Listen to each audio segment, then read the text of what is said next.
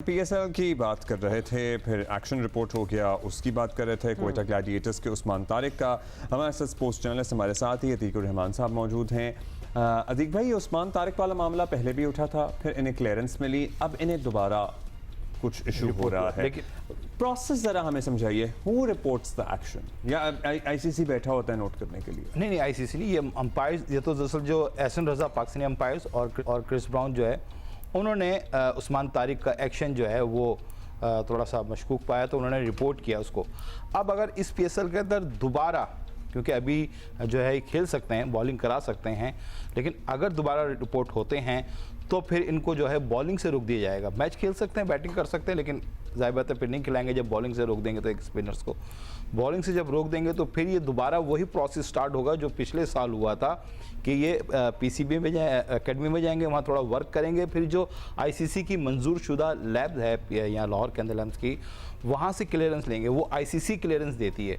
तो पहले भी लास्ट टाइम भी यही हुआ था कि आईसीसी ने क्लियरेंस दी थी, पूरा प्रोसेस हुआ था, जिसके बाद क्लियर हुए थे और उसके बाद उन्होंने बॉलिंग की थी। लेकिन यहाँ सबसे बड़ा सवाल अब्दुल्ला और उमा ये हो रहा है कि उस्मान तारिक ने पूरा डोमेस्टिक सीजन भी खेला, चैंपियंस कप भी खेला, वहाँ किसी को एतराज़ नहीं हुआ, किसी ने रिपोर्ट नहीं किया, या किसी अंपायर्स ने जो है उसको वार्निंग नहीं की, ताकि पहले से उनको कहा जाता कि भाई आप अपना एक्शन में, अभी भी वो प्रॉब्लम आ रही है। इस स्टेज पे आके ये होना it's a little embarrassing also, लेकिन विदाउट बिकमिंग टू टेक्निकल, जरा बताएं कि वो एतराज़ क्या एक्शन होता है जिस थोड़ा सा देखने में हमें मुख्तलिफ लगते हैं, लेकिन क्या प्रॉब्लम है? मतलब अगर कोई आम शायकीन भी देख रहे हैं, उन्हें भी पता चल जाएगा। आम शायकीन का तो शायद बहुत ज़्यादा मुश्किल हो, लेकिन जो फील्ड अंपायर होता है, ज़्यादा उसी फील्ड के अंदर हैं, तो उनको मालूम होता है कि 15 डिग्री से ज़्यादा खम अगर ये कोने के अंदर आता है, और वैसे ही उनका एक्शन आपने देखा होगा थोड़ा सा रुक के मुख्तलिफ है थोड़ा सा। हमने बस उसको ऐसे ही डिफाइन किया, हमें थोड़ा सा मुख्तलिफ लगा, लेकिन मुख्तलिफ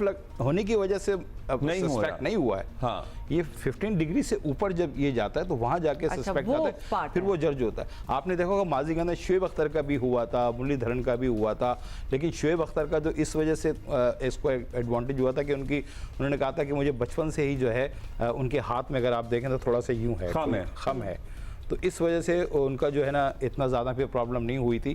तो मुताहिर का भी यही, हाँ, मुरलीधरन का भी यही था। शबीर अहमद के साथ भी क्या यही मसला था है कि बचपन से इनके कोई टेक्निकल ये हो, तो ये फिर बताते पहले कि ये पहले कब रिपोर्ट हुआ था वैसे अति? लास्ट पीएसएल 9 के अंदर, पीएसएल में ही हुआ था। हाँ, No, that is a cause for concern. अगर ऑलरेडी इसी इवेंट में पीएसएल में ही हो चुका है, did he continue bowling for PSL 9 या he had to? नहीं, पीएसएल की जहाँ सस्पेक्ट हुए बॉलिंग, तो फिर इनको एक दफा हुए, फिर इनको रोक दिया गया, फिर ये वहाँ जाके उन्होंने अपना काम किया, क्लियरेंस की पूरी क्लियर हुए, डोमेस्टिक खेलते रहे, फिर ये चैंपियंस कप भी खेले, वी रिमेंबर। मुझे लगता है कुछ डिलीवरीज हैं इसकी जहाँ जो है बीच में गड़बड़ होती है, मतलब थ्रूआउट नहीं, वो गलत होता, कुछ डिलीवरी जहाँ पर है, जहाँ पे जो है वो रिपोर्ट हुआ है ये उस्मान तारिक। और अब दूसरी अभी तक तो क्वेटा ग्लैडिएटर्स के साथ टीम में हैं, अगर इनको दोबारा खिलाया जाता है या खेलते हैं और दोबारा रिपोर्ट होते हैं, अंपायर दोबारा इनको रिपोर्ट करते हैं, तो फिर चलिए जी, आज बड़ा मुकाबला है, महामुकाबला, कराची वर्सेस लाहौर।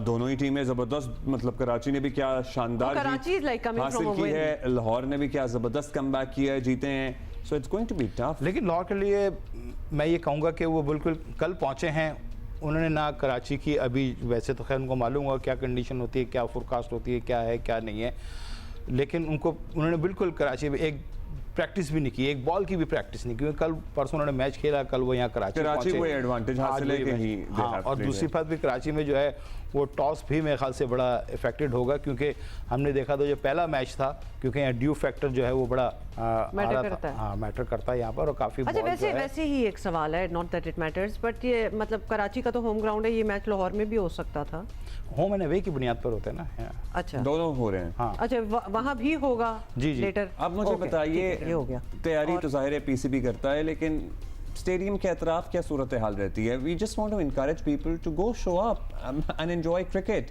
क्या वीकडेज हैं, लोग लेट होने की वजह से नहीं जा रहे हैं, या उन्हें पार्किंग नहीं मिलती है, क्या निजाम है पूरा, या सड़क की बंद, या गर्मी बहुत है, ये भी तो हो सकता है। नहीं, शाम में तो बड़ा प्लेजेंट है। अब्दुल्ला, ये बहुत आपका सवाल ऐसा है कि इसका जवाब बात हम ये सभी भी तलाश नहीं कर रहे हैं। तलाश नहीं कर रहे हैं बहुत से, इसके रीज़न इतने ज़्यादा हैं कि आप किसी एक रीज़न पे लेके सारा डिपेंड नहीं कर सकते, बहुत सारे इसके रीजंस हैं। अच्छा, वैसे कराची की आप ऑडियंस मतलब शायकीन को और दीगर शहरों के शायकीन को आप बहुत फ़र्क है उनके अंदर। आप यही ओपनिंग सेरेमनी, अगर मैं सॉरी टू से, उन्होंने अच्छी ओपनिंग सेरेमनी थी, लेकिन यही पिंडी स्टेडियम में जिस तरह वो उसने उड़ता हुआ इंसान एक नज़र आया 3-4 फुट के ऊपर पे, कराची में आप दिखाएंगे, कराची के आवाम को ये समझ में नहीं आएगा। क्यों? नहीं तो उनके क्या वो मतलब एक हर इंक्लूजन में जा रहा है, वो यूं खड़ा और यूं जा रहा है। आई थिंक मुझे नहीं लगता कि ये कोई अट्रैक्ट करेगा कराची की ऑडियंस को, मुझे नहीं लगता। मैं यहाँ प्रोटेस्ट करूंगी तो पिंडी के आवाम को क्यों अट्रैक्ट कर रहा है उड़ता हुआ बंदा? इधर नहीं करेगा। दूसरे उससे जो ना पब्लिक आ रही है वहाँ से, आपको मतलब छोटे शहरों से, उनके लिए अट्रैक्टिव है ये। लेकिन कराची के, चलो ये तो एक ओपनिंग सेरेमनी की बात हो गई, आ रहे लोग। हाँ, अब पब्लिक की बात कर दें। पब्लिक को लाने के लिए आपने कराची के आवाम के लिए किया क्या है? मुझे तो आप पहले तो ये बताएं कि हमने ये चीज़ बेहतर किया है। एक हाँ ये कह सकते हैं कि पार्किंग अब जो पहले बहुत दूर होती थी अब आपने करीब कर दी, और क्या चीज़ बेहतर है? मतलब पता है क्या, स्टेडियम थोड़ा सा फासले पे होने चाहिए।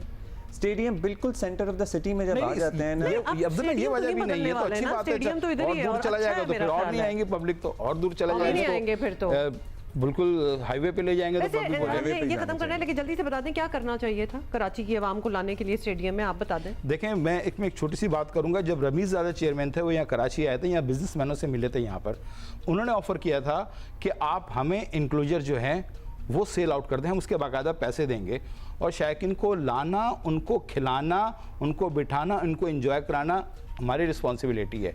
आप स्टैंड में कर क्या सकते हैं? आप अपने बच्चों को लेके जाएंगे, आप ना कुछ खा सकते हैं ना कुछ ले जा सकते हैं। अच्छा, आप बाहर जाएंगे बिरयानी खाने, आपके साथ 3 बच्चे हों, आपकी फैमिली हो, आपके पास बैठने की जगह नहीं है, कहाँ बैठ के खाएंगे बिरयानी पिज्जा? कहाँ खड़े खड़े खाएंगे? 2 बच्चे अच्छा, वो रो रहे हैं। ऑनलाइन ही है या फिजिकल भी जाके ले सकते हैं? क्या? सॉरी, टिकट सिर्फ ऑनलाइन ही है या नहीं फिजिकल भी आप जाके किसी भी, नहीं मतलब एनीबडी से, अगर किसी ने आज सोचा, पता है क्या मुझे थोड़ा सा कराची न्यूजीलैंड का मैच हुआ था, सॉरी बात काट रहा हूँ, कराची चैंपियंस ट्रॉफी में जो कराची न्यूजीलैंड का मैच था, कराची के अंदर पहला मैच था, बहुत पब्लिक थी, इतनी लंबी लाइनें लगी हुई थी, लेकिन उन टिकट को चेक करने के लिए जाहिर बात है एक प्रोसेस तो उनको करना है, वो भी करना है, लेकिन अगर आप 4-5 टीम गेट पे, हर गेट पे बिठा दें, एक तो आप आधे गेट खोलते हैं, आधे नहीं खोलते। और उसमें एक पता मसला क्या था, किसी को पता ही नहीं था किसकी ये कलर क्या है, इसकी कोडिंग का क्या मतलब है, इसकी एंट्री कहां से होनी है। I am going to stop you both here. बिल्कुल, अब मजीद टाइम नहीं है, हमें ब्रेक भी लेनी है। थैंक यू अतीक, आपने बड़ी इनसाइट हमें प्रेजेंटेशन नहीं देते, ब्रीफिंग नहीं देते स्टाफ को जो बाहर बैठा